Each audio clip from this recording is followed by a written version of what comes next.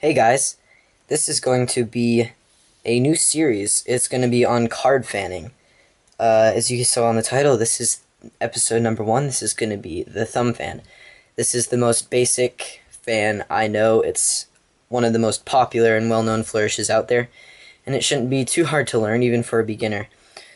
So this is what the thumb fan looks like.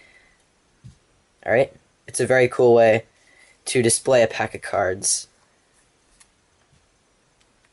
Okay, so first of all, I'm going to teach this as a righty. I'm right-handed, so if you're left-handed, just do the opposite of what I'm doing, okay? So for a righty, you're going to start off with the deck in your left hand in this grip. So you're going to have your thumb along the top, and on the bottom you're going to have your pointer finger almost to the very edge, but your middle finger is going to be contacting the very lower part. Okay, see how much is showing there? That's about as much as you want. So a very small portion of the card is going to be being held by your middle finger. So, to teach the thumb fan to you guys, I can give you the basic mechanics, but really what you're going to have to do is practice and get the feel for yourself. There are so many different ways of doing the thumb fan.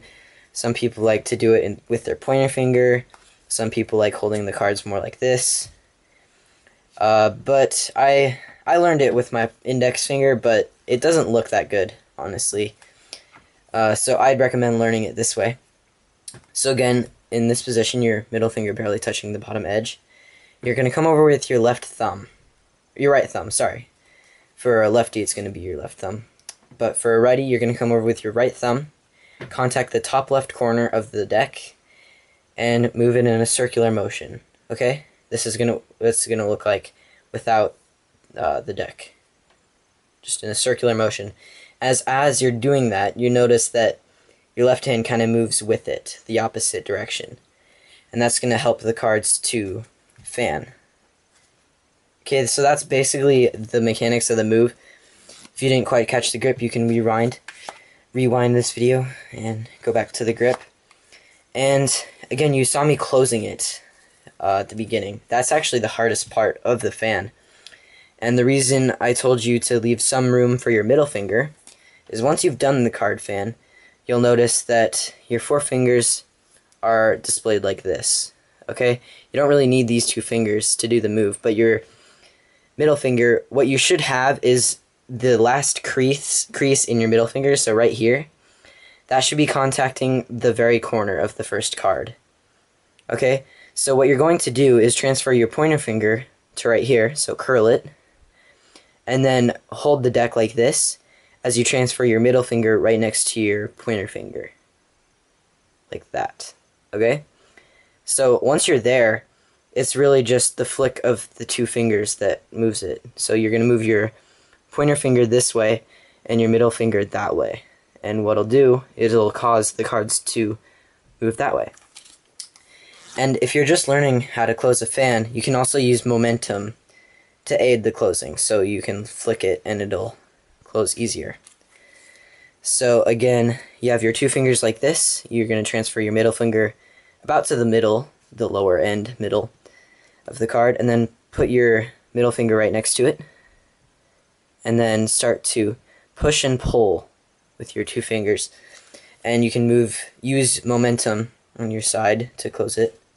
I still like to do that. It also kind of looks pretty cool when you use momentum. And that's basically the thumb fan. Practicing closing will be the hardest. You just have to get the feel of the fan. Thumb fan isn't about mechanics. It's about what works for you. So experiment with it and use the method that you think works for you the best. When you're using a new pack of cards, you don't need to hold the pack so tightly between your thumb and your two fingers. You can hold it pretty loose and the cards will still fan pretty well. But when you're using an old deck of cards, actually I've got one here, when you're using an old deck of cards, you're going to need to use more pressure and it'll make the fan more even. Okay, so that's pressure. One more thing.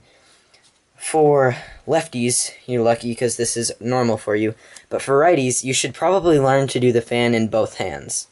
And the reason for that is when you're using a deck with a blank card, and you fan it in your right hand, oops, and you get a good fan, hold on, when you get a perfect fan, the cards come out blank. Sorry about that. If you're using a new deck and they fan easier, it'll be way easier. These ones are kind of clumped. But you'll notice that most of the cards appear blank. And the reason for that is the pips are printed in these two corners. And you see there's a lot of white space right here. So when you fan it this way, it's just blank. And I think that's a very cool application for the thumb fan. So for lefties, that's the natural way you're gonna learn the fan. But for righties, you should probably learn to do it in your other hand. The mechanics are just the same, the grip is just the same. It's gonna feel weird at first, but just do it over and over, and you will get the hang of doing it in your other hand. Okay? So that's the thumb fan. And again, these cards are kinda clumping on me. Sorry about that.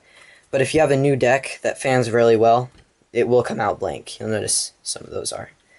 And that's the thumb fan, guys. That's my first episode of card fanning.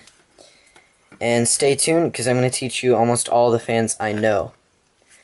And yeah, card fanning is one of my favorite things to do. It's a very cool way to display cards, and it's one of the most popular flourishes. It's a must-have for people who like to use cards. So that's my tutorial on thumb fanning, guys. Stay tuned for the next episode of card fanning, and you'll just have to see what the next fan is. So I'll see you in that next video.